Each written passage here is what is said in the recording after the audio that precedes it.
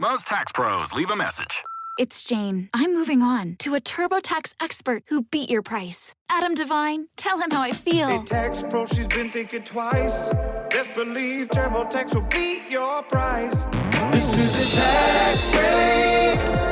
Switch to a TurboTax Live expert and we'll beat what you paid your pro last tax season. Make the switch at TurboTax.com/beatyourprice. TurboTax full service only. Sign up by 12/20/2024 and file by 4/1/2025. Full details at TurboTax.com/beatyourprice.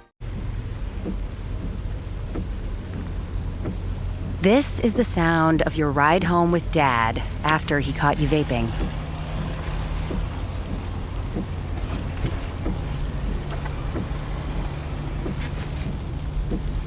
Awkward, isn't it? Most vapes contain seriously addictive levels of nicotine and disappointment.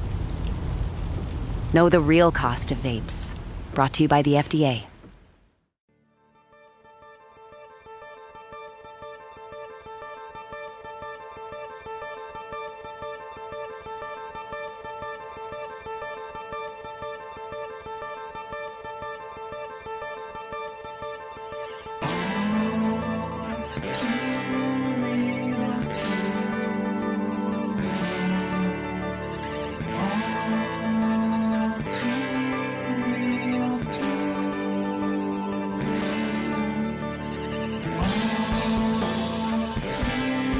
Okay, everybody, welcome to the latest episode of All Too Real 2.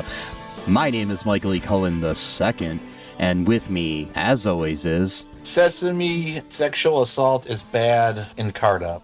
I agree with you that it is. I don't know if that's a good name or not, but, you know... It's maybe for, like, Halloween or something. I mean, I guess, you know, it could be good to, like, you know, have, like, definitive statements as your name. Like, you know, it's like Michael Free Palestine Cullen II, you know, something like that. Well, you could have it be like, yeah, like there was this guy once that came to our high school to do, like, one of those, like, pep rally speeches type of thing, but it, like, really wasn't a pep rally. Yeah. And he, like, had a bunch of tattoos, and, like, the reason why he did that was because he wanted to, like, make a statement about, like, how you shouldn't judge people by how they look or something. Like, so he was, like, this totally normal dude who just decided, like, to get tattoos all over his body to prove some point. I'm like, okay, that's interesting, I guess. That's taking it a little far, in my opinion. I mean, if he wants the tattoos, cool, that's all right. But if that was his reasoning for it... have, like, what's that? But if that's his reasoning for it, just to prove that, you know, people with tattoos are just like everybody else, it just seems like a little far to go. It's like, I don't even like tattoos, but I decided I'm going to get tattoos all over myself because I want to prove that tattooed people are normal. But yeah, I don't think he had, like, anything on his face, thank God. Yeah. I think, you know, maybe his art. This is back, like, in early 2000s, okay, like 2002. So back then, you know, I mean, it was, you still had people with tattoos. It wasn't like it was some, like, completely fringe thing, but it was still sort of on the edges a little now, bit. yeah. But I do think, like, he had, like, a lot of his arm, like, one of his arms is completely tattooed, and I was just like, this is so bizarre that you bring this guy over here to, like, do this speech. That was a weird... I swear to God, my high school was so fucked up because we had another guy, I think it was maybe the same... No, I think it was a year either before or after that guy, where he was, like, paralyzed, and the reason why is because he was, like, a star athlete, and he had his whole life ahead of him. He had all these scholarships, but he decided to drink on his prom night, and he drove home. You can only see what might happen, where the story is heading, right? And then he got into a car crash, a really bad one, and then he became paralyzed. Yeah. And so now he goes through the whole school system giving these wild speeches. We had stuff like that too when I went to school, and I mean, sometimes those people ended up being fakes. Well, that's the thing. That's what I was thinking of. Like, how would they vet these people, especially back then? Like, we had a guy come in one time, like, in chains and in an orange jumpsuit, and supposedly from a prison to talk to us. And this was at a Catholic high school. And oh my God, it's totally fake. like in the middle of our gym, and it's just like, what the hell? And I mean, I don't know. He might have been real. He might not have been, but it was just so like talking about, you know, why you shouldn't join gangs and all this other stuff, you know, to a mostly, you know, at the time, white high school of people that can afford to go to private school. And it's just like, right, it's like one of these like really top-notch school. Yeah, we had like 3 dudes that now that I'm remembering, now I'm like going down memory lane here. There was like 3 guys they brought in like a 2-year time span. Like, what were they afraid of at our school that we were all like gonna like start doing drugs and like tattooing ourselves all over the place? And they would do a lot of this stuff. Like they would do plays. Like they'd have like a bunch of like teen actors from around town come in and be like, hey, you know, they go up on stage and they'd pretend they're in a car, and it's like, oh no, we're gonna get hit because Jimmy's driving drunk, you know, whatever. Right. It's like, and then of course didn't happen. So like, who could have thought, or whatever. Yeah, the third guy they brought in, I think it was the same year that they brought in the athlete / driver guy, and he did this entire. This time it was in the auditorium. It wasn't in the gym. And the whole presentation was about the effects of ecstasy, like that specific drug. I don't know why he didn't mention anything else. And it was like, this is what ecstasy does to your brain, and it shows like all these holes in the brain. It's like, you don't want to be like that, do you? And it's like, of course, like 10 years later, they start like doing experiments on like soldiers with PTSD to help them get over all of their anxiety and stuff. Like, oh, interesting that you know, now that, you know, but whatever. But now before you were saying how horrible it was, but now you know, it's actually curing soldiers of their PTSD to the point where they only have to come in like once every 6 months for a session.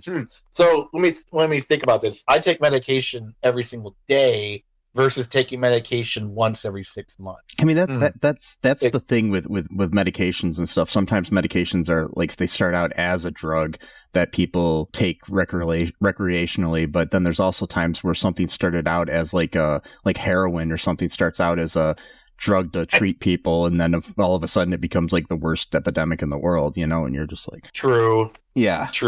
Bayer's actually the one who invented heroin. Anyway, feel free to edit some of the stuff out because we're already 6 minutes into the... We're good here. But speaking of high school, let's do timestamps so that people can like go when they like, you know what I mean? Like, okay, at 6:37, like we banter. So anyway, speaking of you know, teenagers and high school and all that stuff, today on the show we are covering a, you know, Halloween adjacent film, you know, something in the realm of that, entitled Teen Witch, which, no pun intended, is a 1989 film, which was PG-13. Just wanted to point that out. Directed by Dorian Walker, written by Robyn Menken and Vernon Zimmerman. The film starred Robyn Lively, yes, Blake Lively's half-sister, Ryan Reynolds' sister-in-law. Not that matters. I just felt like pointing that in.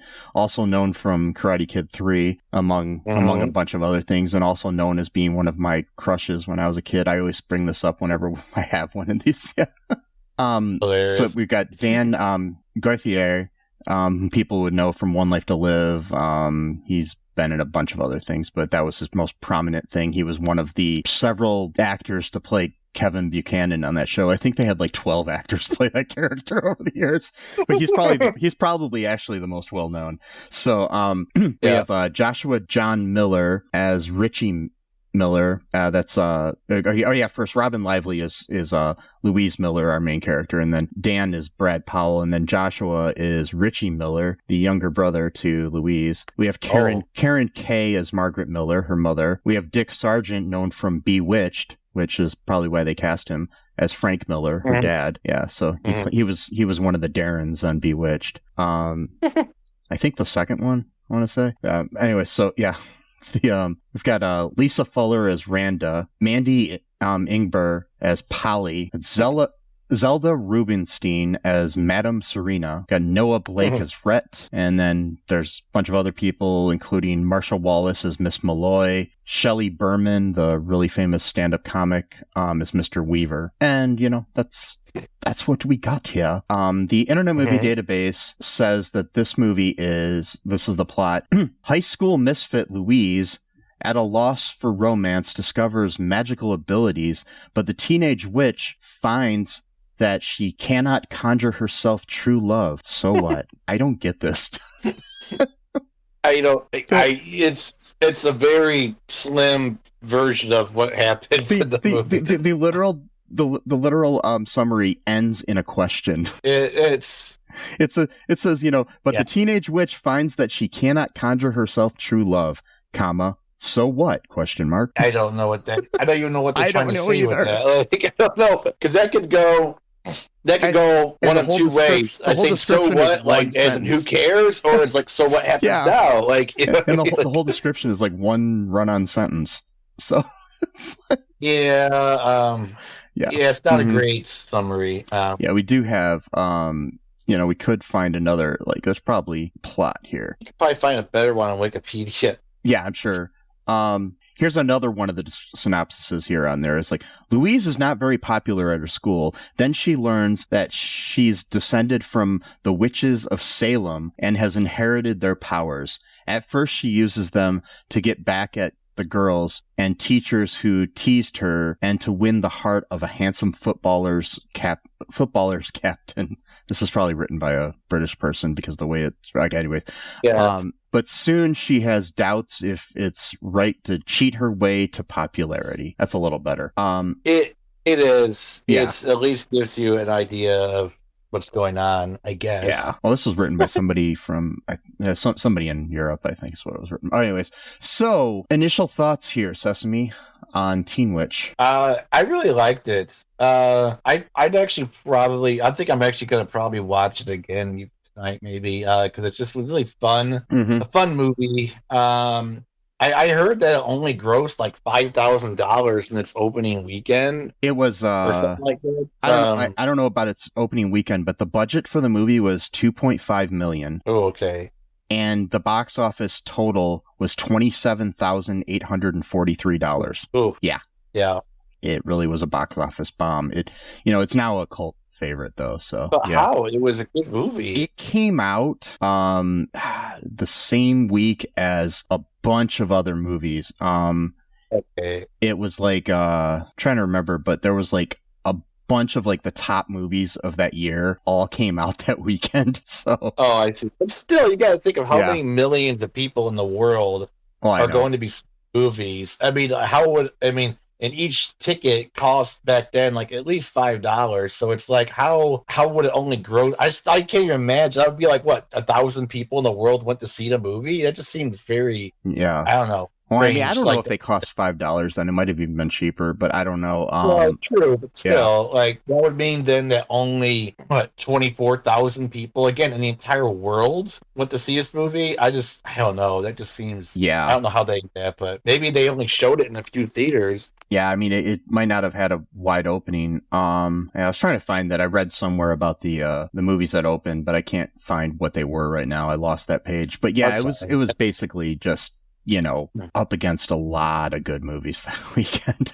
So it was interesting because Karate Kid 3 came out in 1989, so it could have been in the same time when another movie she was in. And Zelda Rubinstein, who plays Madame Serena, was in the Poltergeist movies and all of them. And she was pretty popular. She was a pretty popular actress at that point. So, it's kind of hard to understand, Yeah. Anyways, I like this movie. I watched it a bunch as a kid. So, it's been years since I've seen it though. So, yeah. But they used to air it like on some cable channels once in a while. And I mean, eventually it became part of the 31 days of Halloween or whatever on what was ABC Family and now Freeform. And I think they still show it. They still show it every year. So, yeah.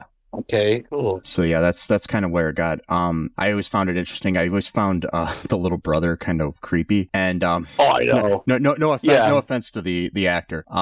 Because he's actually a well-known writer and stuff now. So That's cool. Yeah, he actually just wrote the 2024 movie The Exorcism starring Russell Crowe. Really? So yeah. But what goes down in this movie? Well, our girl Louise, played by Robyn Lively. I don't know why the thing called her a misfit. That doesn't seem like a good description of her, but I don't know. And she's like an honor student. She's very smart. She's got a best friend named Holly. What's her name? Holly. They're quite quote unquote kind of like nerds, but like they're more of like on the periphery of nerddom, where they're like the cool version of the nerds. Like they're kind of up on the hierarchy of the nerddom, basically. Yes. So they're not quite the cool kids, but they're also not quite full-on nerd. They're kind of in this sort of purgatory type state. And so it's basically they got she's all that type of thing going on in the movie where she dresses conservatively, and that's apparently bad, I guess, for a girl who's 15 years old in the movie. Character 15. She was 17 at the time of filming, and the actor playing Brad was 25. Oh, okay. That's so it makes some things very creepy. I was gonna say there. Okay, never mind. It's interesting stuff there. So the whole movie actually begins with this long, like I was almost thinking we were gonna have a chick boxer situation here, where like it's like 5 minutes of just nothing happening.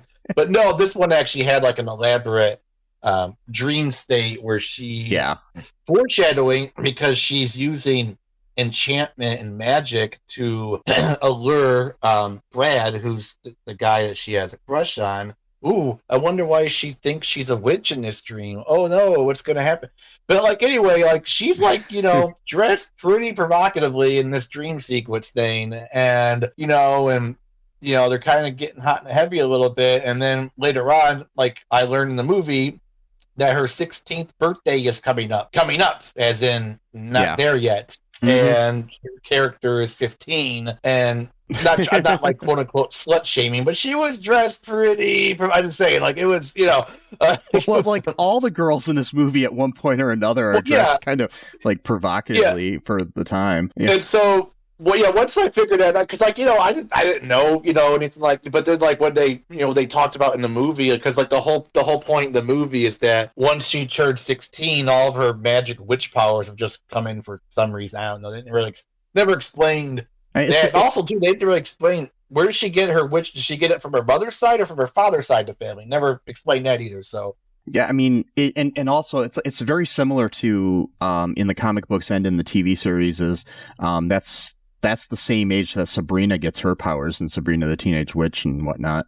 So okay, maybe it's just like a common thing that they do or something. I guess it makes sense though, because like that's like when you get your driver's license, and so like 16 is sort of like seen as like this age where you're sort of like becoming an adult, but you're not quite there yet. Like I said, you can get your license. It's in my opinion like a better age than like when you are confirmed in Catholicism or you have your bar mitzvah in Judaism, because those are usually like when you're like 12 or 13 or something, and it's just like it's just like, how would you even have any life experience at I don't know, but it was creepy because like I'm sitting there thinking okay, it's a high school movie, I get it.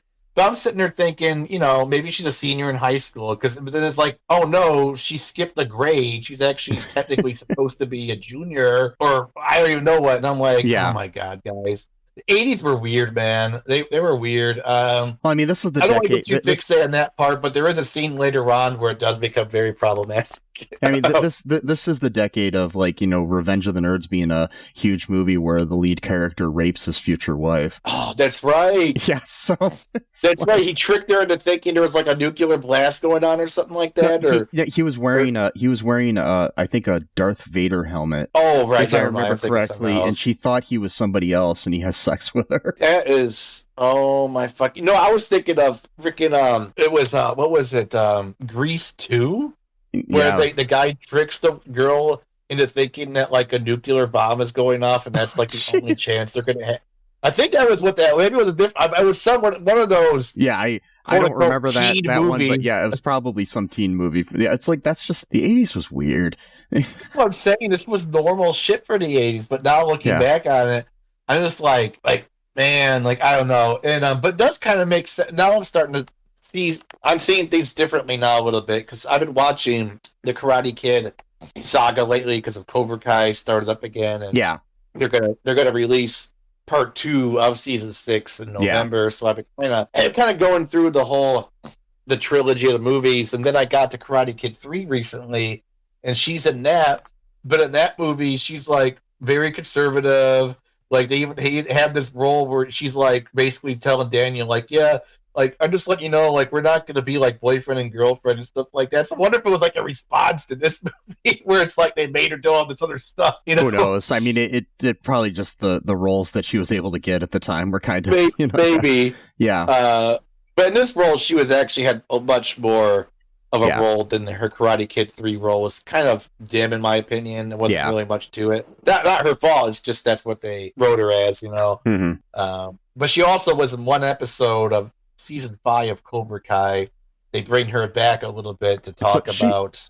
I know it's so dumb. I know, but in Karate Kid 3, because it's been years since I've seen it, was she the love interest for Daniel? Well, that's the thing. She pretty much like right up front was basically like, hey, bro, like, I'm just letting you know, like, we're not going to make out or anything. Like, okay. Like, I just want to be friends. That's it. And he's like, oh, they don't have any kind of romance or anything in there then?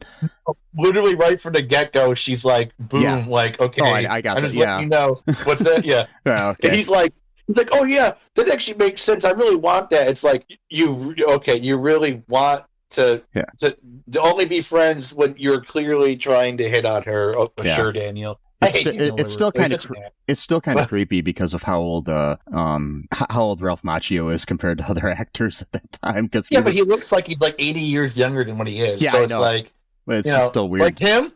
Yeah. The dude. Okay. The guy. So speaking of, I know we're not even talking about this movie. Sorry. So speaking of Karate Kid 3, right? So.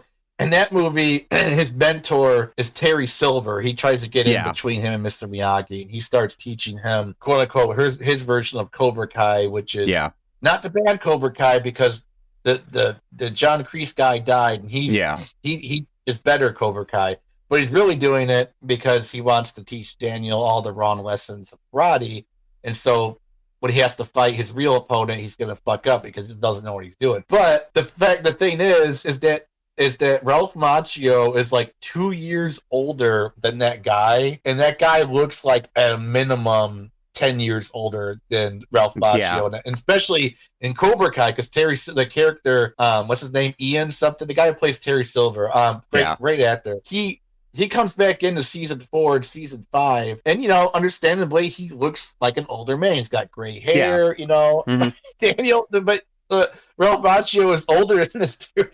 That's funny.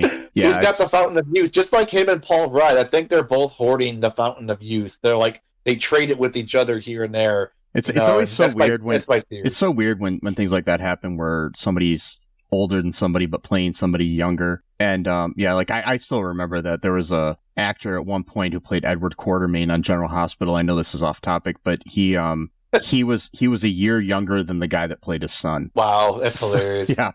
Anyways. Sorry. So back to Teen Witch here. So basically, what's going on here is that she's longing to be, she has this like dream sequence at the beginning, and so she's like, this not popular girl. She has like some issues where she's made fun of by her teacher by Mr. Weaver in her English class.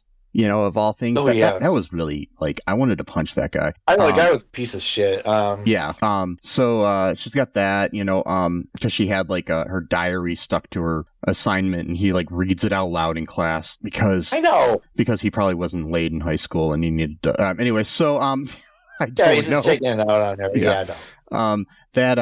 So she auditions for a school play, and then she's like bicycling home that night.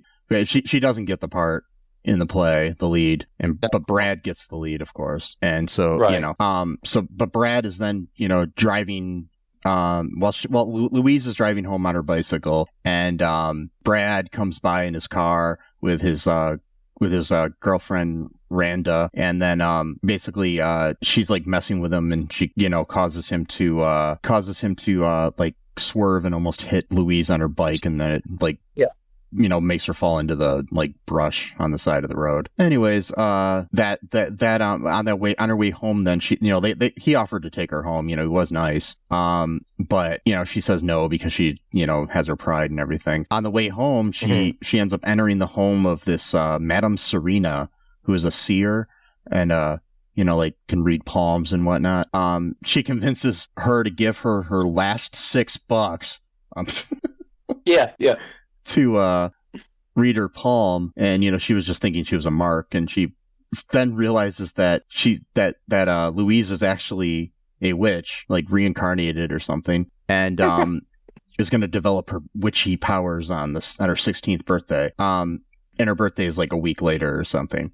On her birthday, like nobody shows up at her birthday party because Randa has a party the same night. Which, that one I didn't understand. So it's like the kind of friends that Louise had wouldn't be the same friends that Randa had. They're not hanging out in the same circles here. It's like, I did not get that. I was like, okay.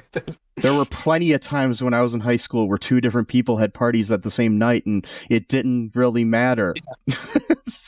Yeah. That was just that was a weird plot point. I didn't get. But yeah, I mean, if it was something like in Mean Girls 2, where the girls like are living right across the street from each other and trying to steal people for their parties, that's different. But that makes sense. But no, sadly, this was not Mean Girls 2. Well, kind of a little bit, because Louise kind of lives in a very well-to-do neighborhood. Yeah. She lives right across the street from Randa, which is Brad's girlfriend, and so I guess maybe it's a little bit similar, but not by much. Yeah. Anyways, basically, so nobody went to her party, so she's like, bummed about that, and so the next day at school, she has this like really close relationship with this like theater teacher or something. I don't even know what her deal is that Marcia Wallace plays, named Miss Malloy, and so she gives her like this costume necklace with an amulet that she finds among the costumes. And then somehow just shows up. Yeah. Tells her to, she gives it to her and says, this is gonna, give you some luck and whatnot.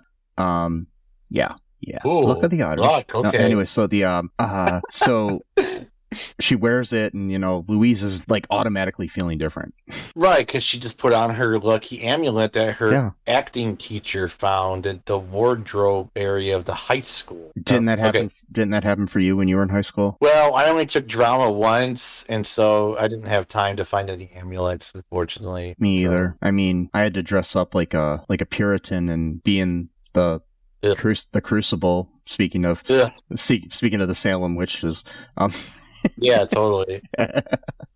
Didn't you tell me though recently? Was it you or was it something else that there actually were no witch burnings in the Salem? There's no burnings. They killed them, but different ways. Oh, there was just no. They weren't burned at the stake. It was like the burning of people at the stake, because we talked about this in our previous episode. The Daughters of Satan. Right. Because they didn't burn them at the stake in the United States. There's no instance of that ever happening, on record at least. But in Europe, in like Spain and parts of Great Britain and stuff, they did burn suspected witches at the stake. So Jesus Christ. That's just so. I mean, they in during the Salem witch trials, the worst thing that they did to a suspected witch or whatever it was, this guy Giles Corey. He was a really old man. And they did this thing called the pressing, where they put a board on him and then just kept putting heavier and heavier rocks on top of the board. Oh, I have heard of that type of thing. Yeah, that's crazy. Until he basically died. But he would not say anything. He was like standing up for his principles because he wasn't a witch or anything, and obviously he just wouldn't say that he was. They were trying to get him to confess, basically. Well, even if they did, they would still kill him anyway. So it's like, yeah, probably. You know, yeah. So it's not like, whatever. Yeah, no, but, I mean, look into the history of the Salem witch trials. They were one of the horrible instances in our country. That was, and the reason that the Crucible was written at the time was like as an allegory to the McCarthy trials. So yeah, it was an allegory to McCarthyism. That's why. That's why Arthur Miller wrote it. Yeah, so. Because basically, those were witch trials too. Well, yeah, in a sense, yeah. Yeah. Okay. So, anyways, speaking of this movie, no, we're going off track so many times. The only reason I was bringing up the Salem witch trial things is because she knows she's a reincarnation of one of them, and I can't remember what name it had in this book that they showed later, but her name. I don't remember either. Her name was actually one of the accused witches. I'm pretty sure. Is that what it was? Yeah. Well, okay, that's kind of weird though, because this movie is so like lighthearted and fun. Yeah. And then they're like, by the way, you're just setting up this witch that they murdered. It's just like, yeah, it's like, but it's like, I mean, it doesn't make and this was just like, I mean, fed into the people's like lack of knowledge at the time for the actual Salem witch trials too, because you didn't have the internet, you didn't have stuff like that. It's like, it's like I saw a meme online that, it's like, did you just not know anything before the internet? And it's like, yeah, your aunt would tell you something and you'd believe it was true for 20 years until the internet came along and you find out it wasn't. No, totally. It was my neighbor across the street. His mom told him, and then he told my older brother, and my older brother told me that they actually sell those hoverboards from Back to the Future 2, and but you could only get them in the back area of Kmart. They don't sell them up front. You have to. I believed it for like 2 years. Yeah, I mean, there were things like less like that, but like even just things like somebody would tell you, oh, so and so's mom wrote that song. And you'd believe it forever, and then you'd find out years later that no. No, that's the other thing that happened. This time I was a sophomore in high school, so I had no excuse this time. The other time I was like 6 or 7, fine, whatever. No, this time was all me. Where I had this friend in one of my classes, and she knew I was like really into like rock, especially like the older stuff like Led Zeppelin, Black Sabbath, and she told me for like 2 straight years like that her mom was the woman on the cover of the first Black Sabbath record. I believed her for like 3 straight years. Until a couple of years ago, I just decided to look it up. It was like, no, it's just some random person, like some model or some actress at the time was not this girl's mom. Like, it's like, I remember back, before the internet, I know we're totally off topic, but the song, there's a song Drift Away, that was like Dobie Gray made famous, and it goes like, give me the beat, boys, to free my soul. Oh, yeah. I want to get... Yeah, anyways, my mom's friend was completely convinced that it said, give me the Beach Boys to free my soul. Oh, and I was like, no, it's not. I had to go to the library, find a songbook with the lyrics, and print and make a copy of it to bring it to my mom's friend to show her that she was wrong. Because my mom and her were getting in this argument about it. It's funny, it's turned into an actual argument. Well, think about it. It makes no sense. Why would the Beach Boys give you back your soul? Like he must really love the Beach Boys. If that's what he gets bring back his soul is the Beach Boys, man. I don't know. Yeah. But anyways, so I'm sorry, guys. Yeah. So Serena gives at that's one point finds out that Serena is a reincarnation of Modesty Miller, witch born in 1636. She's an incarnation of Louise of Modesty Miller. I don't know if Modesty Miller was a real one, but I think the name that Serena was a reincarnation of is actually one of the real witches from Salem, but I'm not sure if Modesty Miller was. Yeah. So sorry, I didn't mean to interrupt. So she gets her powers from her father's side of the family then, because Miller. Usually the wife takes the husband's name, especially back in the 80s. So she doesn't even get it from her mother's side, which is usually what they would say for these kind of movies. No, she gets it from her father's side. Yep. Okay. Her father. All right, fine. I mean, whatever. Her father, who was played by the guy who played the mortal husband to a witch in a TV series. Maybe that's why they did it. Maybe it was like a way of like a little, hey, what they call them, Easter egg or whatever. Yeah.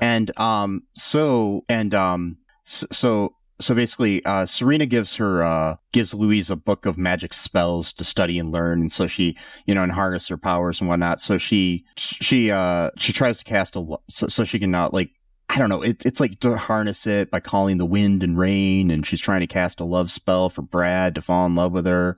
First she at one point turns her brother into a dog. That was so weird. Yeah, because her brother's like this weird kid who's like weirdly obsessed with food, but like really sloppy at the same time. And I don't really like to comment on people's looks, but his haircut was weird. He looked weird, especially because he always had like tomato sauce all over his face. Yeah, I don't know. Like I don't know what they were trying to go with. Yeah, I don't know what they were going for here. I understand some kids can be sloppy when they eat. I mean, I understand the younger brother who's like a pest or whatever, but this was just really weird. Beyond that, it was like beyond the Ben Seaver on Growing Pains sort of thing. It was beyond that. Yes, way beyond Ben. Yes, yeah. We had a conversation about him a while. He has his own issues. So basically, she's trying to, make Brad fall in love with her and stuff. And so basically at one point she decides that she doesn't want to use her spells on Brad to make him fall in love. She wants him to fall in love with her for who she is, basically. But she realizes that Brad is only with his girlfriend, Randa, because she's the most popular girl in school. So she finds out from Serena that the way to make her the most popular girl in school, and she shows her a picture of her favorite pop star Shanna or whatever it is, for inspiration. And so she makes a potion, but to complete the spell she needs an item belonging to the singer. And so then Louise uses her powers to go backstage during the show, and and goes up on stage, and Shanna just gives her like favorite jacket. And like her friend Holly never even sees anything. I mean, like, she's amazed by this, but like, at what point do you start asking questions? Yeah, like, I mean, if being suspicious about something, like, if like you and I were like just hanging out, and all of a sudden you're like, I know Olivia Rodrigo, I would be like, really? We've known each other for years. She shows up and is like, hey, man, do you want to be on my next song? Oh, sure. What the fuck? Like, no. Yeah. I really like the song "Bad Idea," right? Though. It's such a great me song. too. But it's such a good. She was just the first pop star that came into my head, so I was just like, what? But should have been like Taylor Swift maybe. But whatever. Yeah. But so she has to get this jacket, and it's so weird. She has that. Before that though, she did use her powers to help Polly out, because to gain courage to rap the best rap I've ever heard in my life, called Top That. It's just so great. I don't want to get copyright stricken, so we're not going to play it, but if I recommend looking it up. I'm sure it's on YouTube. So I'm sure it is. Yeah, I'm sure it is. Because Polly kind of has a thing for this guy Rhet, who is like the leader of this gang of white boy rappers. We just hang out and just start going into like break out into song like in the middle of a street. They're like the like least rap like guys ever, but they're somehow like. But they're like doing like breakdancing moves and like and all this shit. Yeah, it's like Rhet, name. Yeah, his name is Rhet. Yeah. So yeah, but that was my favorite part of the whole movie. Many people's favorite part of the whole movie. Cool, man. She went up and just like she totally beat him at his game, which that's what you really want to do when you want someone to like you, is to beat them at their own game and then walk away from them. I mean, it was totally just like a scene out of 8 Mile. It was yeah, 8 Mile. Yeah, 8 Mile's got nothing on Teen Witch. Oh god. So I'm getting no. What else? Oh, sorry. The dance where she went on like this guy's cousin or something like that. Buddy Holly looking dude. This nerdy guy who like wanted to try to be all over her and stuff like that. And so here's my question about that. She goes to the dance with this like nerdy guy who's somebody's cousin, and I think it was Randa's cousin or something. Yeah, I think so. Anyways, She makes him disappear while they're driving because she just wishes she could be alone. We never see the guy again. No, for all we know, he could be in like this weird netherworld, like where the upside down is with Vecna or some shit. Like, I was just worried. Like, I was just hoping he would come back because, I mean, even though he was a kind of creepy, nerdy guy, but I'm just like, did she just kill him? Like, this movie is real interesting because I think accidentally, mind you, breaks stereotypes in such weird ways. So, like, again, they're like her and Holly are quote unquote like nerds, but they're like it's Polly. Not it's Polly with Holly, a P. Yeah. Polly, and then what's that? It's Polly with a P. Oh, Polly. I keep calling her Holly. Sorry. Yeah, Polly. I don't know what. I'm sorry. And then I kept calling her Holly. And then she and so this nerd dude. He looks like he's trying to look like Buddy Holly or something like that. Yeah. Love them shit. He's supposed to be a nerd and stuff, but at the same time, he's like acting like super confident in him. So he's almost like he's a narcissist where he just doesn't realize that like people don't like. One time he was like belching right before she opened the door in his face, and at one point he's like, "Do you want to go smoke some weed?" Like nerds usually weren't like the weed type. You know what I mean? So. I don't know. He would totally, in reality, in our modern society, he would totally be running for Congress or something. Oh, I'm sure of it. Yeah. And, like that would be his campaign ads. You want to go outside and smoke some weed? Libertarian Party or something like that. Yeah, or he'd be totally against the weed, but doing it on the side, and then talk about taking away women's rights, but being pro women's rights, and then pawing women on the side. Anyway, so so. But yeah, he's gone. He never shows up again. Yeah, I'm just like, for all we know, he's dead. So my question though is Louise a murderer? That's what I'm trying to figure out. I mean, she's a juvenile murderer, so maybe they maybe get at least harsh sentence. Yeah, but she's got probable cause too if she can prove that. Well, then again, it's the '80s. Even now, it's hard to prove stuff. But back then, they probably would have said, "Oh no, it's led him on" or something like that. It's hard to prove a murder without the body. I think there's a whole other movie that's just basically a bunch of people trying to find this dude. Like Randa. I mean, Randa was like a super popular girl, but at the same time, she probably has a heart, and it's like, oh my god, my cousin's disappeared. Like, there's this whole portion of the movie missing where it was just like a manhunt trying to find this guy, and I mean, not a manhunt, but like they're doing a search and rescue and trying to figure out where the guy went. I mean, there's no DNA, there's no bodies, no clothing, no items that. I guess there was DNA though. If he was trying to grab onto her, maybe they could do like a swipe on their shoulder. Back then, they don't think they had that kind of technology. Whatever. Yeah, he's basically dead. Who cares? Like, I mean, that's what we got going on. So anyways, back to the other parts of the movie then. Okay, so at one point, she's making all these wishes too. At one point, she actually ends up trying to wish somebody to break a leg, and they actually break a leg. So then she ends up being cast as the lead in the thing. And she starts, being like kind of a popular girl and forgetting Polly, like you do. Right. So she starts dating Brad. And then there's like a scene where they basically, I think, have sex or make out or something. That was the implication. I mean, obviously they didn't show it, but it was, that's what they were, that's what they were basically saying that they were doing. It was more than just a makeout sesh for sure. So again, character 16 years old, actor 17 years old, actor 25 years old. So it's like Cody Co. No, sorry, that's me. And but so then some YouTube guy.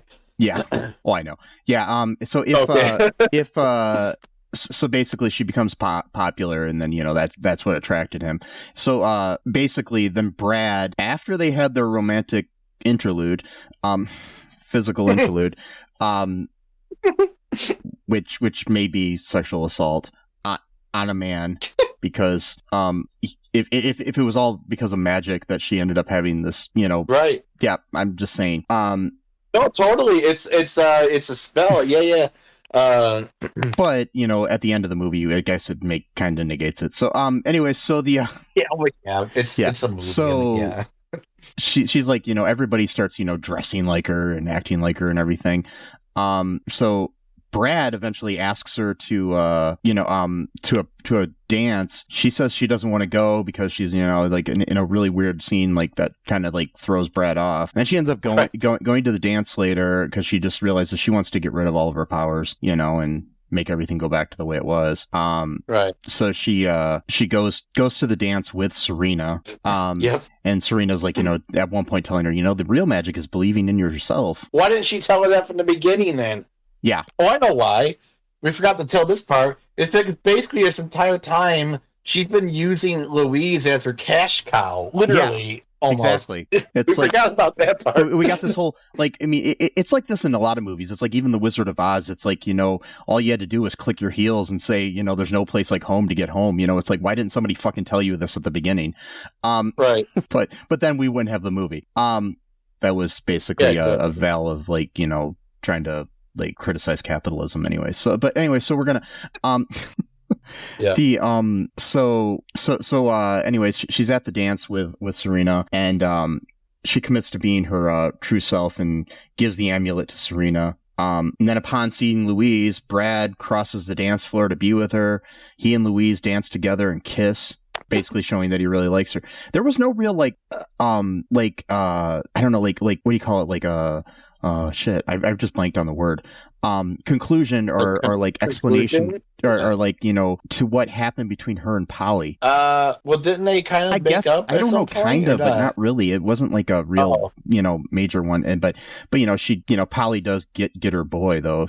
She starts dancing with Rhet at the dance and stuff. So. Oh right, maybe that was her way of. Yeah, but it just doesn't seem like their relationship ever got back to normal. So.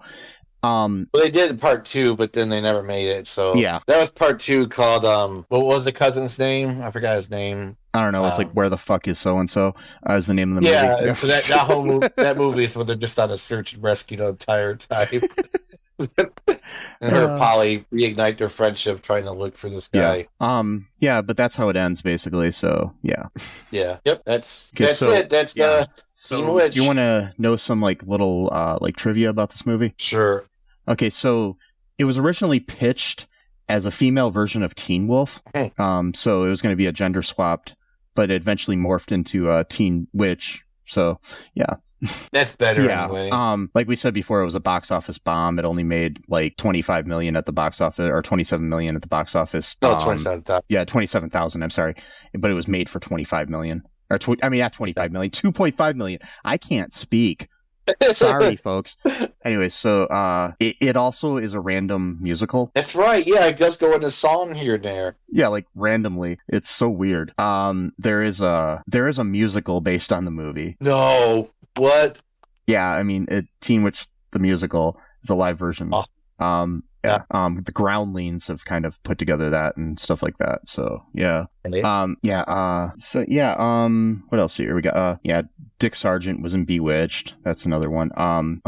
Right. Mandy Mandy Ingber, who played Polly. She counts this as one of her worst summer jobs. She in a 2013 interview with Diet Detective, actress turned yogi, because she's like a yoga instructor and stuff.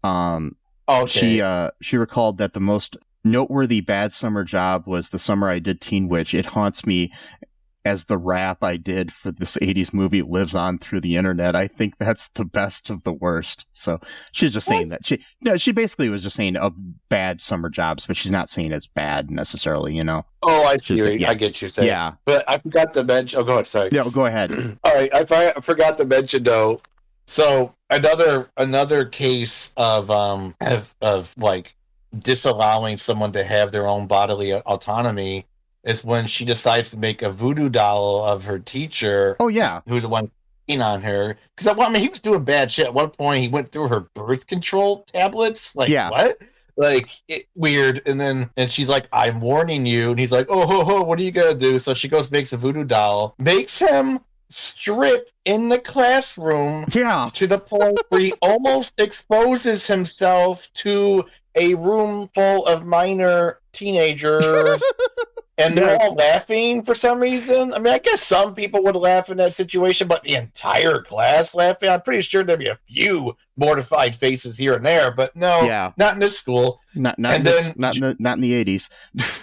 No, and then just of course, right at the nick of time, no, pun intended, because he was Like gonna the principal or somebody walks in. It's just like, what? Yeah, and it's like, what are you doing? And then like, of course, 80s, they don't even blame him for it. They just think he had like a mental breakdown. I'm like, oh, so he was about to literally expose himself, which is a sexual felony. I think so. I mean, I don't know. And then you're like, oh no, it's fine. He just had a mental. Don't worry about it, guys. We'll. But then not only that, she leaves the doll at home. Fine, she got her revenge. But then her mom picks up the doll, and then the guy falls down the stairs, potentially just hurting himself, breaking his tailbone. Maybe perhaps his hip, and we're talking about an elder aged man here. This is not something you just heal quickly from. I mean, this could be pretty serious injury. And then he just wanders aimlessly into a car wash, which again can be pretty dangerous if you're not in the car having those things flapping around real fast. I mean, at the very least, he gets some abrasions, maybe some bruises on his face. Then he just walks right through, and he gives the guy a tip for letting him walk through his car wash, I guess. I don't know. And then that's how we hear. So he's also someone who disappears. We don't know what happens to him afterwards. Huh. So maybe he's with the cousin guy, Yeah. doing weird. I don't know, whatever. Smoking weed. So, I'm not sure. So another trivia here. So Dan Gauthier and Gauthier. I don't know how to pronounce his name. I'm just going to say Dan. He ended up marrying Lisa Fuller, who played Randa. Okay, and they're still together to this day. All right. So they dated while making the movie and got married shortly after the movie. Oh, okay. Robyn Lively admitted to harboring a major crush on him. She says she was heartbroken, but she still went to their wedding. Oh. Yeah, that's kind of cool. Yeah. Joshua Miller, the actor who played the younger brother, in a 2013 interview with Vice, he said that a drag queen named Peaches Christ taught him to appreciate the film.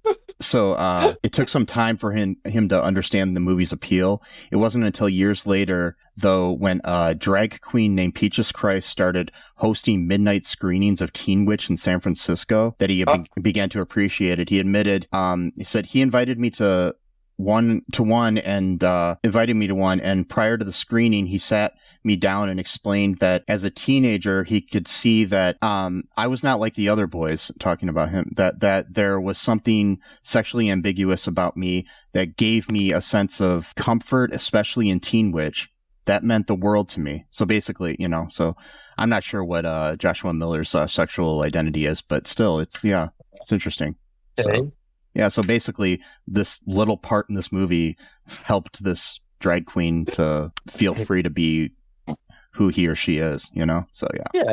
Speaking of the guy who plays the brother, I forgot to mention. I'm sorry. All these other scenes now are finally popping up. There's this bizarre scene where he comes in to I forgot Louise's room dressed as a butler, and he's like giving her all this. And then he does this weird thing where he's like, I don't even know what he's doing with his face. Like, I had the liberty of ironing your homework, and he does this weird, like, I can't even explain what he does with his face. It's like bone chilling. It's so creepy looking. Anyways, do you have any other final thoughts about this before we wrap things up? No. I think all of them finally came flooding in. Yeah, well, I hope minute. You folks enjoyed this episode, even with our tangents. So be sure to do us a favor and check out our website. It's all2real2.com. You can find links to all of our social media, all of the places you can listen to this show if you are unable to find somewhere to listen to the show, but I'm assuming you are because you're listening to it right now. Yeah. That's just my guess, but I mean that's true. Also, there's links to our TeePublic and our Patreon. There's ways to help the show there. Just spread the word as well. Also do us a favor. We got a bunch of charities in the show notes for this episode. There's some very, very important ones, such as the Palestine Children's Relief Fund. I'm not sure if I'm saying that completely right, but I mean, in this time where people need a lot of help in the world, I recommend, if you have time, donate to those charities before you donate to us, but after that, donate to us. So, but more importantly, though, help out children and other people in the world. But yeah, that's about all I've got to say. And just remember that I love you. Sesame loves you. Remember that you can always top that. Free Palestine. Trans lives are human lives. And until next time, bye-bye. Thanks for listening to All Too Real 2 podcast, a Cullen Park production. Produced and edited by Michael E. Cullen II. Music by Matthew Hawes. Subscribe and share the show. Visit us at cullenpark.com.